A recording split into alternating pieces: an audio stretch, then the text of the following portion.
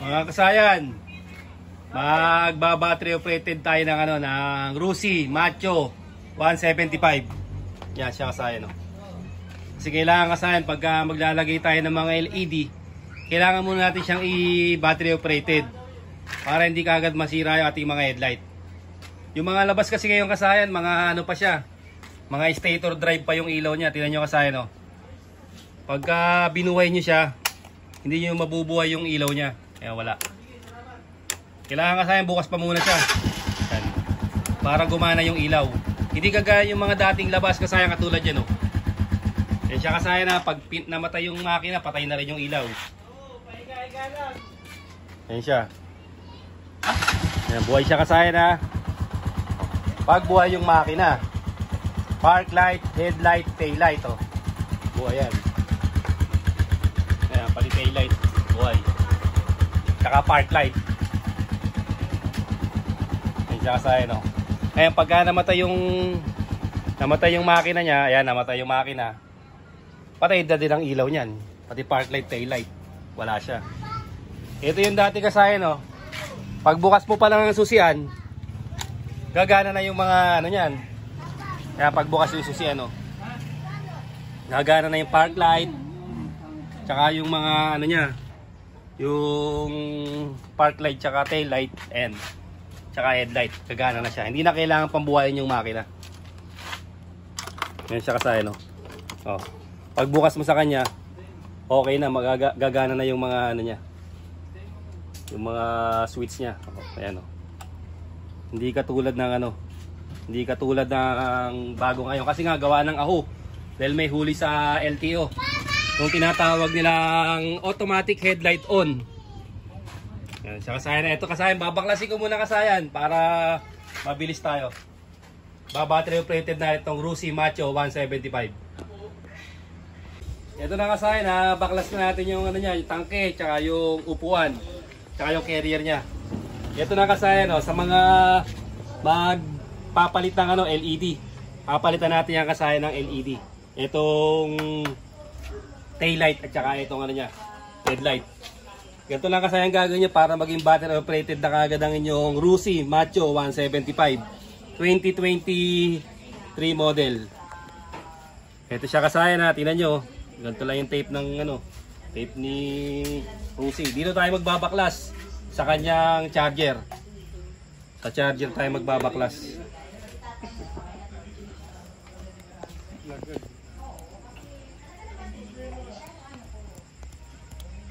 Siya kasayan, no pa lang to kasayan, wala pa tong 2 months,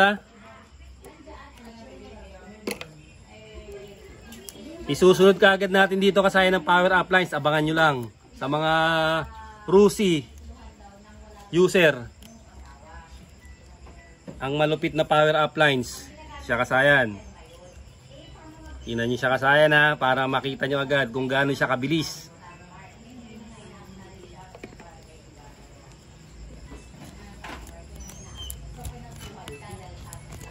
Kung gaano kabilis i-power up ang Macho. Ito kasayan yung kasama sa charger. Ang kulay nito kasayan ay red na may lining na white. Ito siya. Pag diretso nyo yan, ito.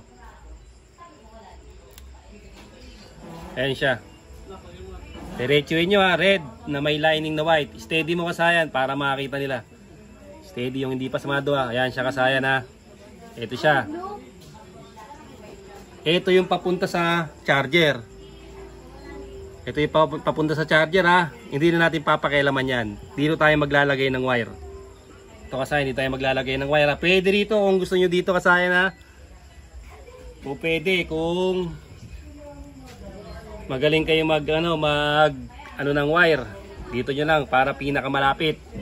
Ito siya. Hahanapin nyo lang yung kulay black. Solid black. Ito yun,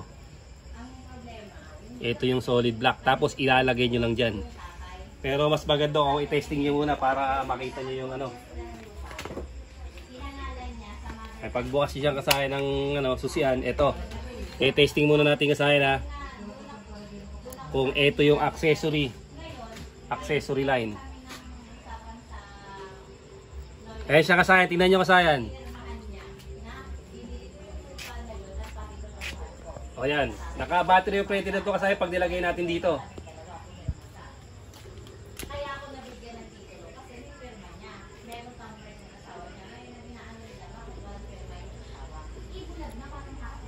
Ayan siya kasayan ha. Testing muna natin dyan para makita nyo ng ano, yung paglalagyan natin. Sa lahat to ng ano, lahat to ng black. Lahat ng black na kulay, pwede nyo siyang ilagay.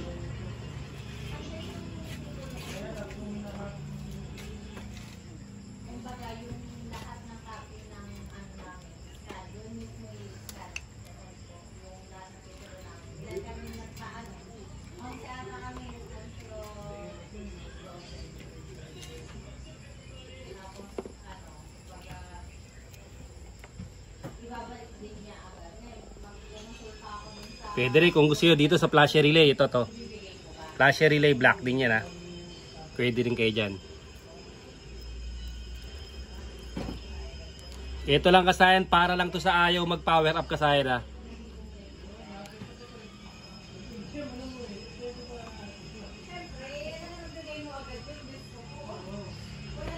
Kasayan, wag mapakan yan. Wag mapakan yung brake para ano yung brake.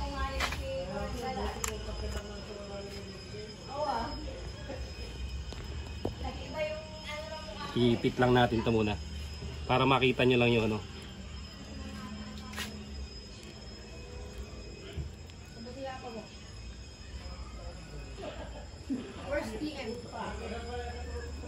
Basta yung kukunin nyo kasayan yung kabila lang ha, wag yung isa kasi sa stator yung galing eh. Sa stator galing yung isa.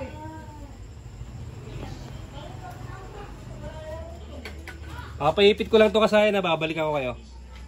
Ito na siya kasayan, oh, ayan, paipit lang kasayan muna kasi ipapower up pa natin to eh. Pero pag kayo kasayan ang kukuha ng ano, kung ganito lang gusto nyo, battery operated lang, hindi nyo na siya pa-power up. Ang gawin nyo kasayan, splice nyo to kasayan ha. Splice nyo siya, ingatan nyo lang, kaya pasuin nyo siya ng ano, pasuin nyo siya ng lighter para matalo pa siya ng gusto. Ito kasayan, wala pa tong 2 months tong ano na to, tong motor na to.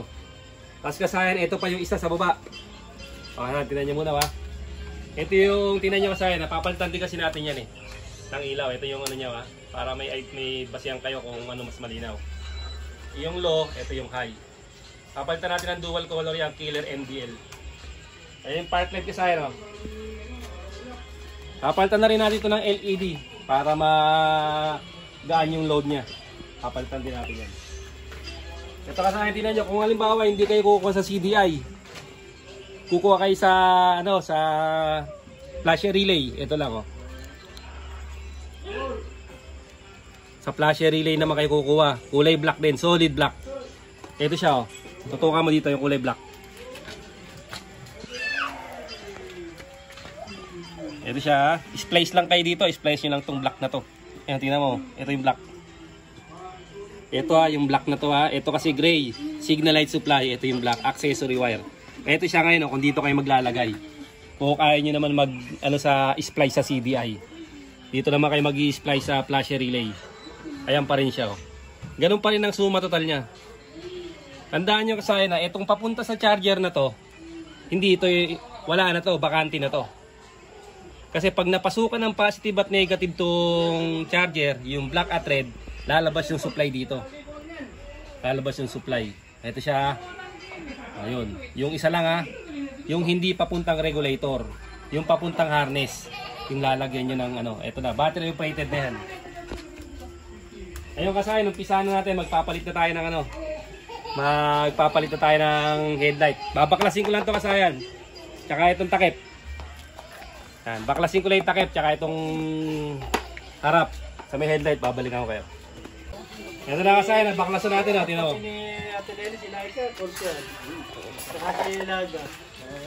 Dalawang tornilyo lang yan kasayan ang kabila ano. Kayang-kaya nyo na yan. Yan. Dalawang tornilyo lang. Tapos dahan-dahan lang kasi ito yung ano niya. Ito yung pinaka-gasket niya para hindi pumasok yung tubig. So kasayan tulak lang. Tulak lang siya pakaliwa. Ayan siya kasayan, tulak lang pakaliwa ah. Ganon din ang gagawin natin dyan. Tulak pakaliwa, pag di pumasok, balik ta rin. Tulak pakaliwa ngayon, tulak pa kanan naman siya. Ayan, testing muna natin yung isang ilaw. Break. Ayan siya kasayan, okay na siya. Ninong mo?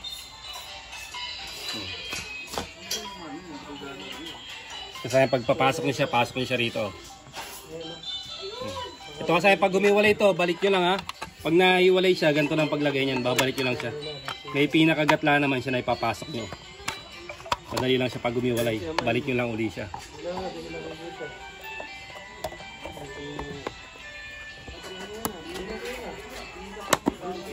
Kasayan, dalawang ano lang siya, dalawang tornilyo lang.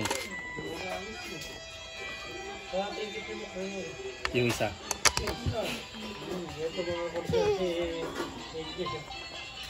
Pilit-pilit.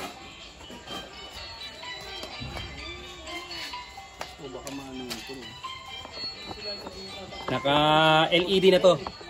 Mahina na to sa ano, sa battery. Mahina ang konsumo ng battery. Okay, punta naman tayo sa harap kasayan.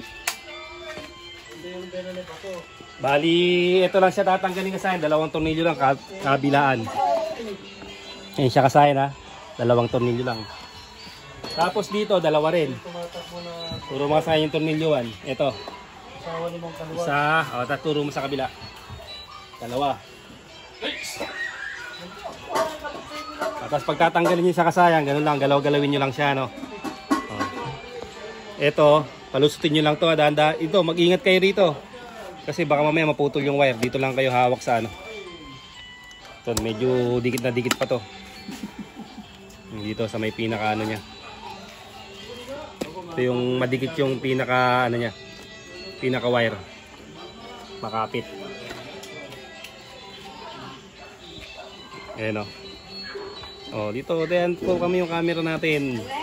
Focus ka lang para yung ano camera di mawawala, mas madali lang makuha. Tutok mo yung camera mo para ano mas hindi sila mahirapan. Yan kasayan, kumalas na siya ha. Then yung siya kasayan, yung pormahan niya, doon din kayo titingin sa pormahan niya. Ito, ilabas nyo muna rito para mas madali kayo maka ano.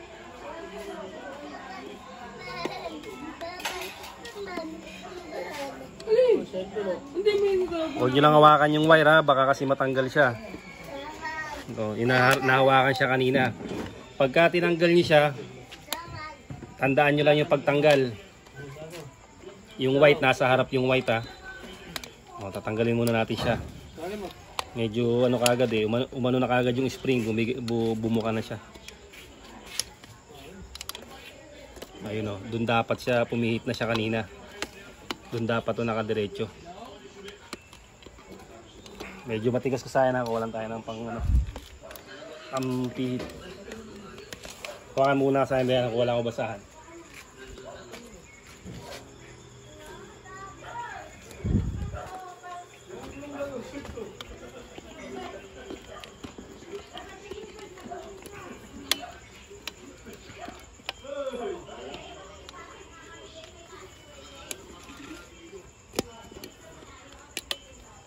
Nawala sa ano yung ano niya. Tumahirap pagka hindi kaagad siya napihit.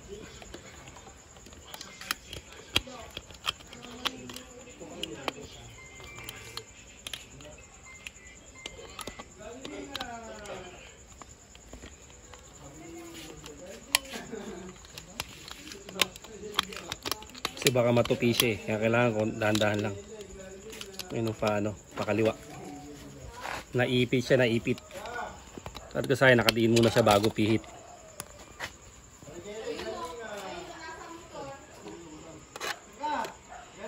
Ayan yung white kasaya pala, tandaan natin ha. Tapos meron siyang pinakakanal. Ayan yung pinakakanal niya. Ito yung ilaw niya ha. Ang ilalagay natin dito ay ano na. Itong pwede nyo itong gamitin kasaya na. Kahit alin dito sa dalawa na to. Kasi basta T19. Meron na tayong vlog ng T19 dyan. Kung ano yung gusto nyo mas maliwanag. Ito na yung Killer MDL. Sa may pinaka-kanal. Ayun siya, oh. Tapos ito yung white kanina, yun ang palatandaan na nasa harap. Ito siya, ito yung tatlong ano, yung tatlong paglalagyan natin yung tatapatan. Tatlong tatapatan dito, ah. Ayun siya. Pagtulak nyo kasayan, pakanan, ha. Kasi pakaliwa kanina, eh. Ganito yung kanina kasayan, ha. Pakaliwa. Ngayon, pakanan siya. Ayan. Pakanan yung ano, yung lock niya, wa. Oh. Okay, lagyan natin yung spring. Yung puti ang palatandaan nyo kasayan, ha. Tapos tututok nyo sa tatlong ano, ito yung tatlo na yan, oh. Kasi kailangan mapunta sa gilid. Nung iba kasi nito kasayan, madali lang siyang ilagay. Ito kailangan medyo matigas yung spring niya. Ito yung palatandaan, yung puti nasa harap. Go! Go! Ito! Opya. Tayo natin medyo lang mabuti. Yan. Sinatatapat sa tatlong ano niya.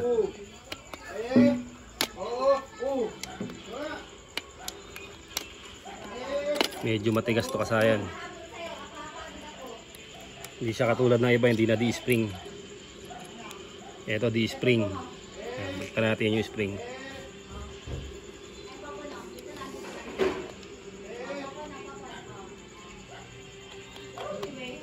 Sabay. Ayun, kasayan. Bago nyo siya ibalik sa dati, testing muna. Nawisan tayo dun, ha. Ayun siya kasayan, ha. Siyempre nakita nyo naman kanina yung ano, yung before and after niya.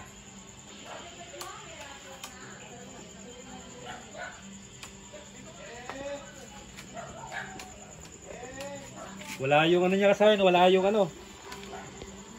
Wala yung puti. Papalitan natin kasayan ng ano, ito na, tri-led. Wala kasi yung puti yun, eh.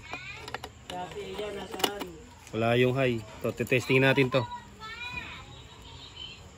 Kailangan kasi tatagagana siya.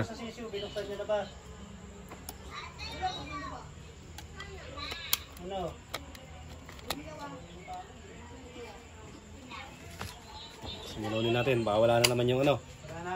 Ayan, puti agad. Baka wala naman yung dilaw. Ayun. Kaya kasayan, oh. Yan. Kababasa ko lang, kababasa ko lang. Okay, ito na ilalagay natin kasayan. Saka nyo siya ibalik kasayan pag umokay na, ha. Yan, oh. Yan lang yung pagbalik niya. Tapos, bayaan nyo lang siya nakabukas yung ilaw, ha. Pag magbabalik kayo. Para kung matagtag man, mag-iba yung ano, alam nyo na yung ano niya. Dahil mababago nyo ulit. Kasayan, tutok may tornilyo sa kabila para makita nila ito tornilyoan. Dito muna, dito. Sa kabila, dito. Ayan na, dalawa lang siya, ha. Ito, dito. Tulak niyo siya. Huwag niyo masyado muna hipitan sa kabila.